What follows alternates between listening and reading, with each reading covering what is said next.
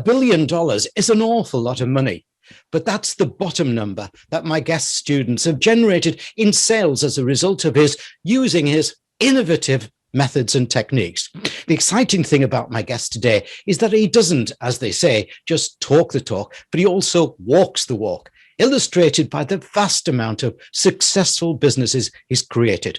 Now, as many of us ponder or even worry about our future direction in these continuing times of uncertainty and in an altered world, my guest has authored a book for anyone anxious to start a business and, of course, make it a success. So let's meet nationally syndicated radio show host and author of Business Basics Bootcamp. Welcome, Mitche Graf. Hello, Mitch. Malcolm, welcome from the beautiful state of Oregon here on the west coast of the United States. I hear so. I see so. But, you know, we've got sunshine in the UK. We can manage it just the same, you know. I got rain, fog, and drizzle. Yeah, so yeah. We kind of switch roles today a little bit. Yeah. It's usually every time I'm having an interview with an American, they're bragging how wonderful the weather is over there. But we've got one up on you today, you know. Mitch, I think your book is perfect timing. No matter the age of our viewers or listeners, especially those in our Silverpreneurs channel, this is a great time to start a business. But as you also know, you need to do it well, as too many fail too quickly. We'll talk about that in our chat. Viewers and listeners, I have so much I want to talk about with Mitch today, but as usual, I get so little time. My chat with Mitch will be in 3 parts. First, I'll ask him about going from an average business to a successful one. Is it customer service that does it?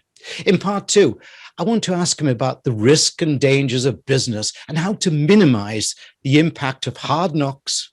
And in part 3, I'm going to ask him to tell us about which of the many businesses he's started that he is the most proud of and why, and what was its journey to success. But first, Mitch, can you briefly tell us who Mitche Graf is, a potted history of your achievements, and about the book, Business Basics Bootcamp? What does it aim to do for business owners who want to be successful? Oh my gosh, well, it's quite an introduction, and I'll just kind of fill in a couple of the gaps. I've been a serial entrepreneur for about 35 years. There's only one paycheck I've drawn in 35 years, and that was about 2.5 years ago. I decided I was bored with everything I was doing. And currently, I have 4 companies I own. I do public speaking. I have 2 nationally syndicated radio shows, 3 kids. That's the most important job I have, is I'm a daddy of 3. But I have plenty to do. But I got bored, and I wanted a different challenge. And so there was a local baseball affiliate for the world champion San Francisco Giants looking for a president. And baseball is my biggest. I'm the biggest fan of baseball. I love the Los Angeles Dodgers. Anyway, I heard about this job that was open, so I called the owner. We went through a series of interviews. I got hired as the president of a professional baseball team, and I did that for a year. But that's the only paycheck that I've drawn since the early 1990s, except for the paychecks I draw myself. But I like the challenges of creating something new, building it, and then offloading. Earlier this year, I counted 16 different companies that I built, scaled, and sold, just because I like different challenges. And the one truth I've learned through all that is, regardless the industry that you're in and what country you live in around the world, the basic pillars of business success are all the same. Good branding is good branding in the UK, in Pakistan, the United States. It doesn't matter. If you understand the principles and the tenets of good branding or good marketing or good sales or time management or social, whatever it is, you can do well in any industry. And that's one of the lessons I've kind of learned myself as I went through my life. You know, I'm on the tail end of my career. I'm 59. I don't plan on working forever. Hey, you're just a ban. You're just a ban, as we say over here. I kind of am, yeah. Yeah, just too young. So I keep myself busy, but the most important job, Malcolm, that I have is to be a dad of 3. I got a 16, 14, and a 7-year-old. So I waited a long time to settle down, to get married, have kids. So I want to make sure that I'm present for them, not just on weekends, but every day. I want to be present. I want to live in that moment. And I try to do that every single day. Yeah. Otherwise, your business, leads you rather than you lead in the business, isn't it? Well, and that's one of my main messages that I teach, and that kind of drives me daily, is entrepreneurs work an average of 72.5 hours per week. That's every year I do a survey with people in my database. This year we had over 10,000 people respond. The average is 72.5. That means there's people working 80 and 90 hours a week. So what happens is, and all the gurus out there are teaching you, in order to build the thing, whatever the beast is, you have to forsake your personal time, your children, your family, your friends to build the beast.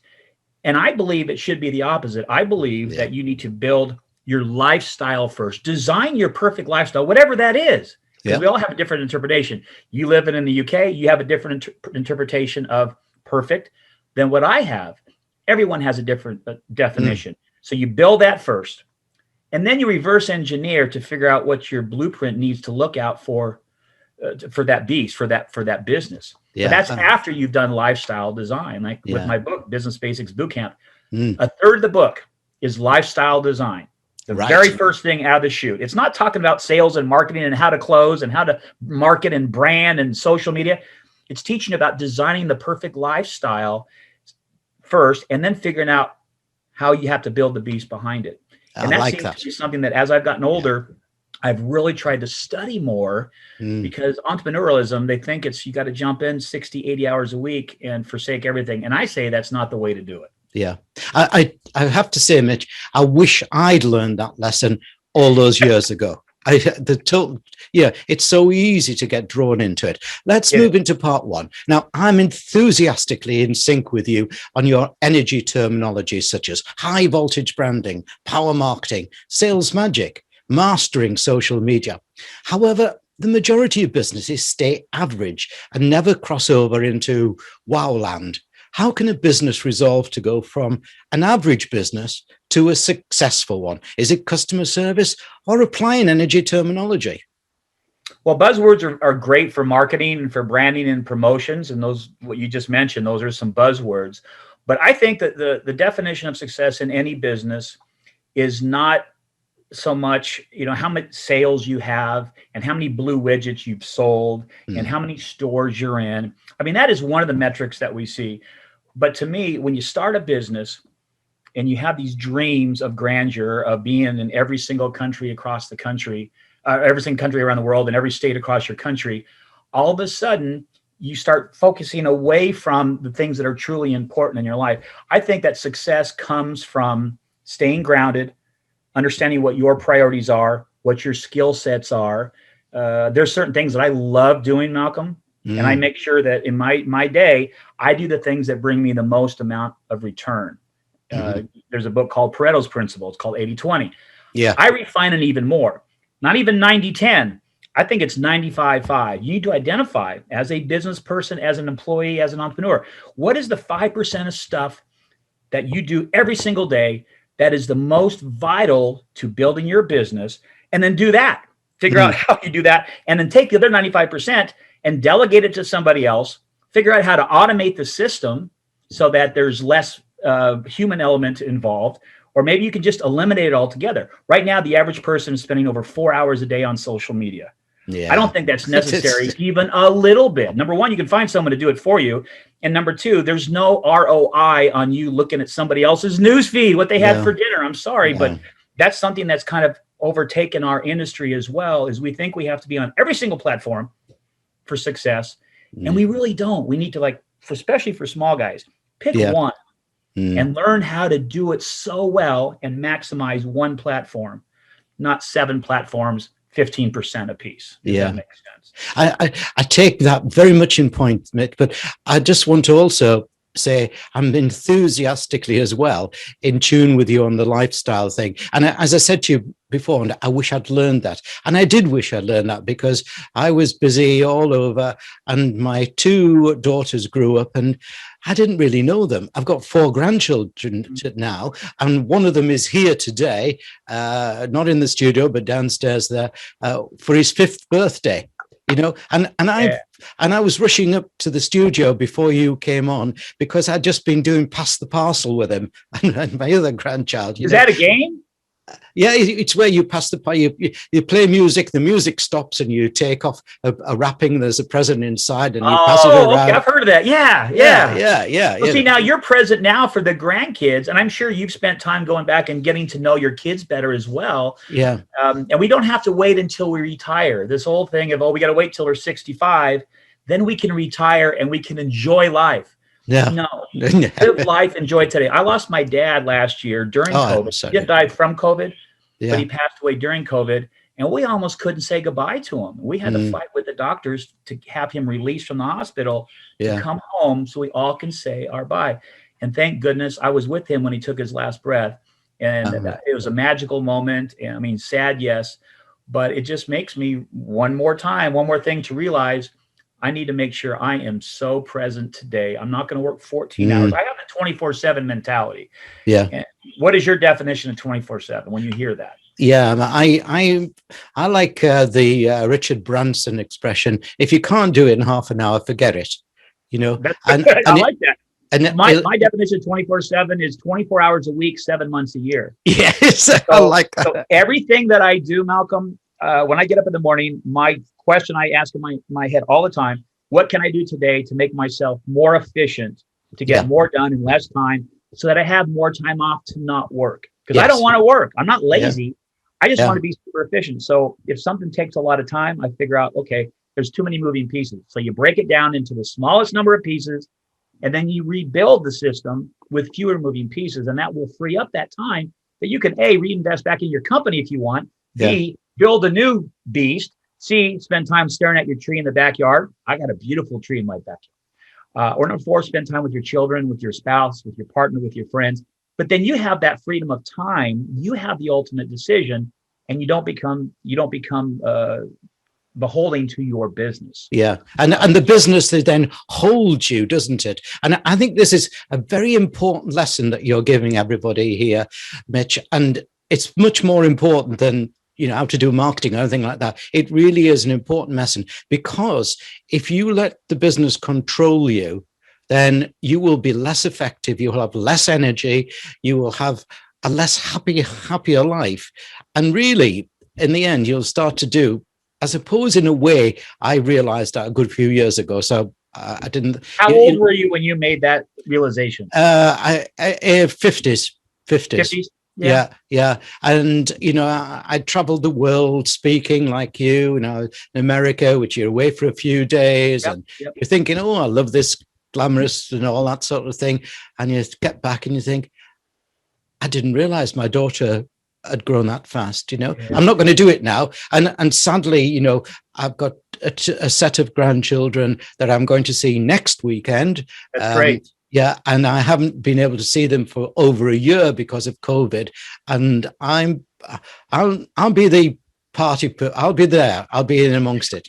I'll be there. Awesome. Yeah, and that, by the way, Mitch, that lesson that you've just given my viewers and listeners is probably, I don't know, priceless. Thank you for that. I agree with you. Yeah. Mitch, before we move to part 2, let me just remind everyone of your URL or your website address for your book. Now, you can see it, obviously, viewers, you can see powermarketing101.com on the screen. But for listeners, let me just spell that out. powermarketing101.com. Now, you also have a freebie for people, and it's the free book. Now, I've put it mid there, 6-star.org. Tell us about it, Mitch. Well, last year I came out with the Business Basics Bootcamp, which is great. It came out right before COVID started. I had no idea what was going to happen, but my sales for that book has just astronomically went through the roof, because so many people jumping into the entrepreneurial space. Last year, we had an additional 1 million people, just the United States, decided to take a side hustle, turn into a living, because they got downsized or they were looking for extra revenue for whatever reason. And so that book did extremely well. But this year I came out with Customer Service is Dead, delivering 6-star service in a 1-star world. You and I remember the olden days when gas stations or petrol stations were called service stations, right?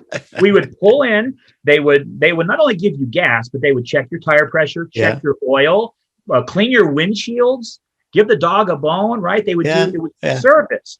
And when I was in high school, I remember the gas station by my high school. I used to go and just watch the guys work. They would run out, they would talk to people, run back, and it was just a fast pace. It was wonderful. To this day, I use the same brand of gasoline, which is Chevron, because of the branding they did and that impeccable service they did back then. But what I found is that the last 10 or 15 years, the online aspect, the internet, has caused a lot of companies to put more focus there, less focus on the human element.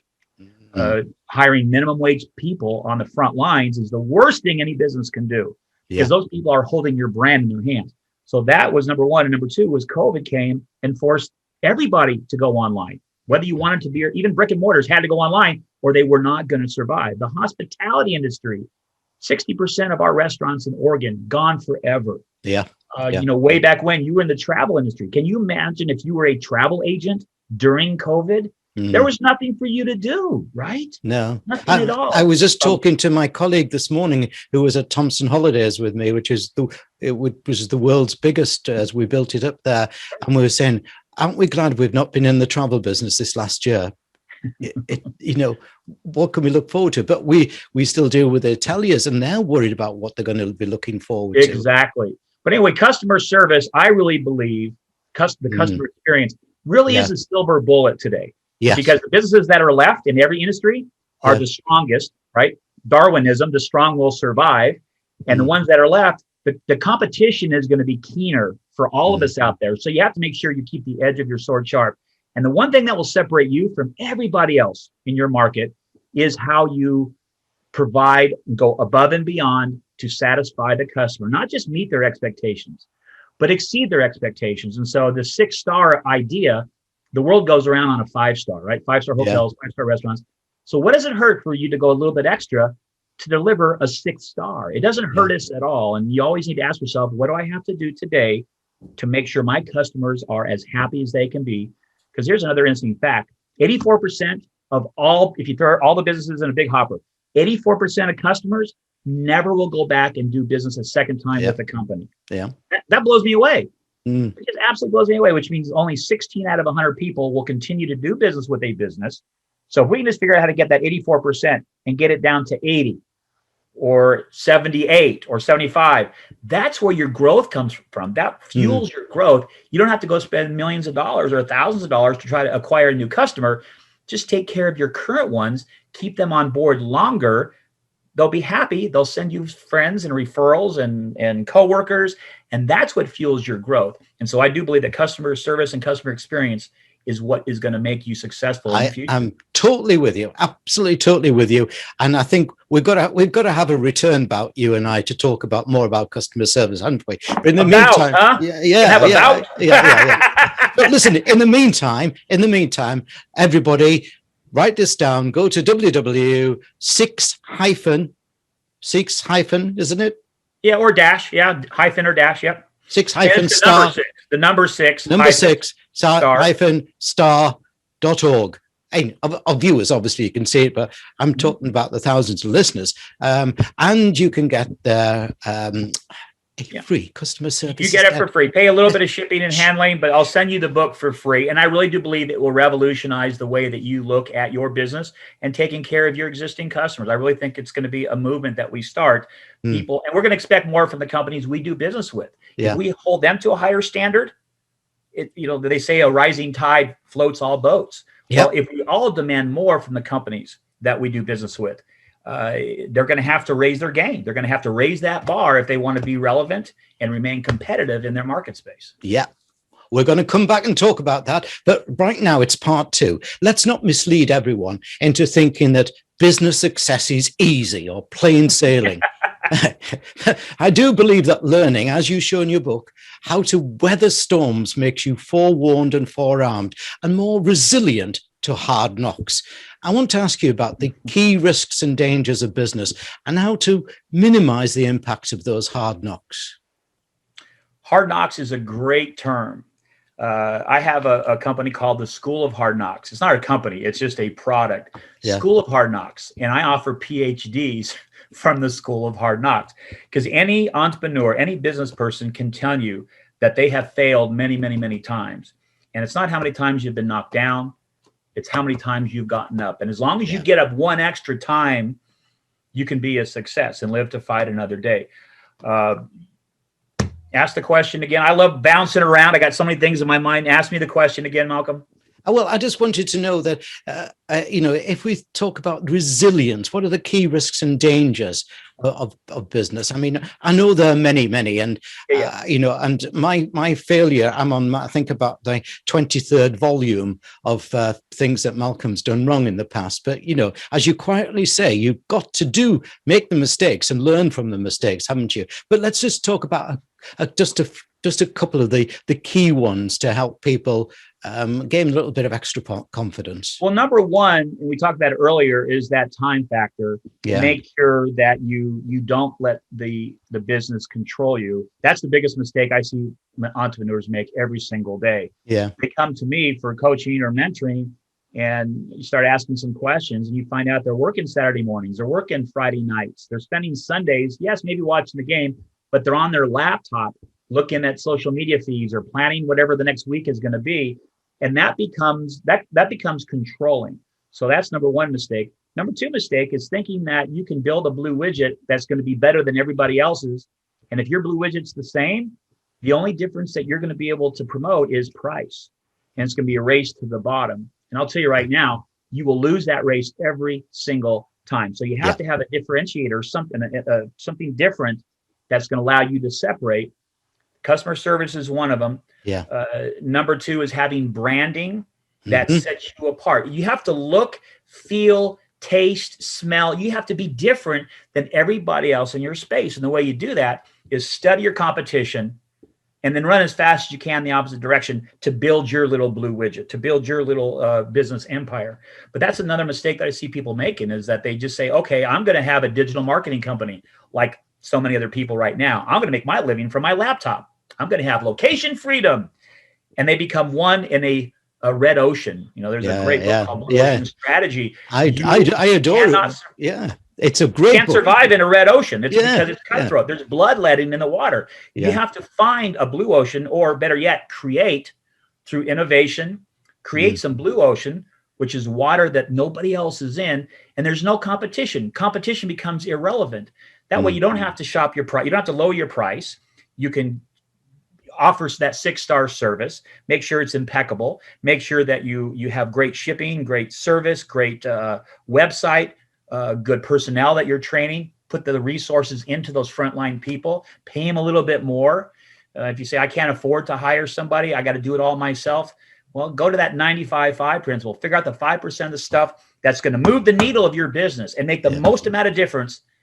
And then find a virtual assistant. There's virtual assistants all over the world. Hire someone locally if you want to support the local economy, and have them do stuff that you have been doing, the $15 to $20 an hour stuff. You should not be doing that if you are an entrepreneur. You should be focusing on the $500 an hour stuff. And I think that's where the magic starts to happen, is when you can remove yourself from the day-to-day activities. We all have it, right? Answering phones, doing paperwork. We all have that. But we need to offload as much of that as possible, not just to free up our time, but to free up our mind, that we can be creating and driving our business and building the vision that we have for the future of our company and our lifestyle. Yeah, absolutely brilliant. And I love the blue ocean. We've adopted it, and we call fly blue sky, because as you just get through that cloud there, and then you can't see another aircraft around for ages. My final part, Mitch, is to say, as I would to would-be business owners and those wanting to achieve growth, learn from success. Now, it doesn't have to be learning from a similar company in a similar sector. Just absorb the inspiration. So can I ask you to select just one from your many business successes, one which you're most proud about? Tell us about it and why. What was its journey to success? Was it customer service? And hey, I'm telling you, humble bragging is allowed. Oh, what a great question. Okay, I'm going to go with something that was short-term success, but I think there's great lessons here, and it is about customer service. Back in the early 90s, I used to fish a lot. I still fish quite a bit, but I used to fish an awful lot, and it was a Wednesday in the summer, and I wanted to go fishing, so I stopped up at a local bait store to get worms, night crawlers. They were sold out. I went to a sporting goods store. They were sold out. I went to probably 6 stores over 2 hours. They either didn't carry it, nobody ever stopped and serviced them, or they were sold out. So I found out the guy's name that was servicing the entire area. His name was Mr. Bait. So I called Mr. Bait. I said, hey, I want to get some worms. I live in Coeur d'Alene, Idaho. Where do I go to get worms? Oh, we'll be there next week. And you just got to go. I mean, very, very rude, not very friendly on the phone. And I got upset. I went back to my offices. And at the time, I think I had 2 companies. And I said, okay, I'm going to start a worm company. So I found out where to buy night crawlers by the 1,000. You can buy them by the 1,000. Instead of a 12 pack, which is how worms over here come, is 12. 12 is never enough. 24 is too many. So I settled on an 18 pack. So we had 18 worms in our package. Nobody else was doing that. I had a colored label of a trout coming out of the water. Everyone did black ink, just really basic pouring. So I did color, and I hired the best salesman I knew. We went to North Idaho, Eastern Washington, and Western Montana. Within a period of about 6 weeks, we picked up over 500 accounts. 500 accounts. I get a call from Mr. Bait. You can't do that. Those are my customers. Like, well, actually, I already did, and they're not your customers. But tell you what, I don't want to be in the worm business, which I didn't want to do. I don't want to be in the worm business. I'll sell you back your customers. He hung up the phone. 2 or 3 months later, and we just were rocking and rolling. I mean, it's amazing how much profit there is in selling a worm. You buy them for 18.5 cents a dozen. You sold them for $1.50. Really good margins. We were just making money hands over fist. He calls back. And I got a nice check from him, bottom line, a mid 5 figures check from him. He bought the business, and I was out of worms. But it showed me the power of opportunity combined with the power of passion. I loved fishing. There was an opportunity in front of me. And there's 2 schools of thought when you talk about what you do for a living as far as entrepreneur. Number one, you look for an opportunity that exists, and you go make money with that. The way I've done it, and I've been really, really lucky over my lifetime, something that you like, something that you're passionate and you really enjoy, and then figure out how to make money with that. So whether it's been restaurants or limousine businesses or manufacturing companies or catering companies or whatever I've done in my life, I love what I do. So I've been fortunate. But those are 2 like almost opposing philosophies: is see an opportunity and just do that because it provides you money. It's like, no, we need to have fun while we're working, whether it's 24/7, whether it's 90 hours a week, it doesn't matter. You need to enjoy every single moment. You know why? Because tomorrow's moment might not be there. Yeah. Right. The grandkids, the kids, all that stuff. So that's a great lesson. That's a great lesson, isn't it? So viewers and listeners, go find your worm. Go find your worm. I love that. Go find your worm. Yeah. I knew that today. I knew that today I will only scratch the surface of what my guests can bring to your success. But I trust that scratch has energized you. You can continue to top up that energy by getting his book, Business Basics Bootcamp, and perhaps watching this interview again and with friends. Thanks for a great interview, Mitche Graf. Thank you so much, Malcolm. It's been an honor.